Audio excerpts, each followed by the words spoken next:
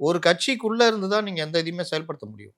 ஆமா. கட்சிக்கு வெளியில வந்து பேசுனீங்கன்னா, அந்த கட்சியினுடைய அமைப்பு விதிகளை மீறுற மாரி. கட்சி விரோத நடவடிக்கை. அதுக்கு யார் வேணா நடவடிக்கை எடுக்கலாம். இவரு பண்ணது கட்சி விரோத நடவடிக்கை. யார் பண்ணது? செங்கோட்டையன். அதுக்கு நோட்டீஸ் குடுத்துருக்கலாம் சார். எவ்வளவு அத பெரிய நீங்க சொல்லாதீங்க. என்ன பண்ணணும்ன்றத அவங்க தான் தீர்மானிக்கணும். நோட்டீஸ் குடுக்கலாம். சார் இல்ல எடப்பாடிய விட ரூம்ல கூப்பிட்டு வச்சு 4 அறை விடலாம் சார். அப்படிலாம் நம்ம சொல்ல சார் முடியாது. எடப்பாடியுடைய சீனியர் சார் செங்கோட்டையன் அவர்கள். அவருக்கு ஒரு பொறுப்புல ஸ்டேச்சர் யாரு? இருக்கு சார். பொறுப்புல யார் இருக்கா? பொறுப்பு தான். எடப்பாடியோட சீனியர் தான். எடப்பாடி தானே முதலமைச்சர் ஆனாரு. உங்களுக்கு சரி நான் கேட்கிறேன். இந்த செங்கோட்டையன் யாரு?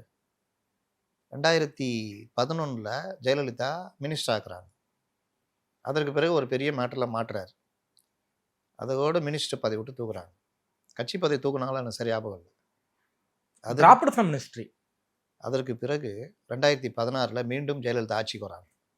அந்த மினிஸ்ட்ரியிலே இவரு சேர்க்கல. ஆனா எப்போ இவர் மினிஸ்டர் ஆகுறாரு? எடப்பாடியார் ஆட்சி. துரோகி எடப்பாடி ஆட்சியில தான் மினிஸ்டர் ஆகுறாரு. இன்னொன்னு ஒற்றுமை வேண்டும் அப்படின்னு செங்கோட்டையன் சொல்றாரு. டிடிவியும் சசிகலாவையும் நீக்கும் போது அதை ஏத்துக்கிட்டு அந்த பொதுக்குழுல சசிகலா பொதுச் செயலாளர் நீக்கிட்டு இணை ஒருங்கிணைப்பாளர்னு கூட சேர்ந்து நின்னது இதே செங்கோட்டையன். இந்த ஒற்றுமையை அன்னைக்கு ஏற்றுக்கணும்ல.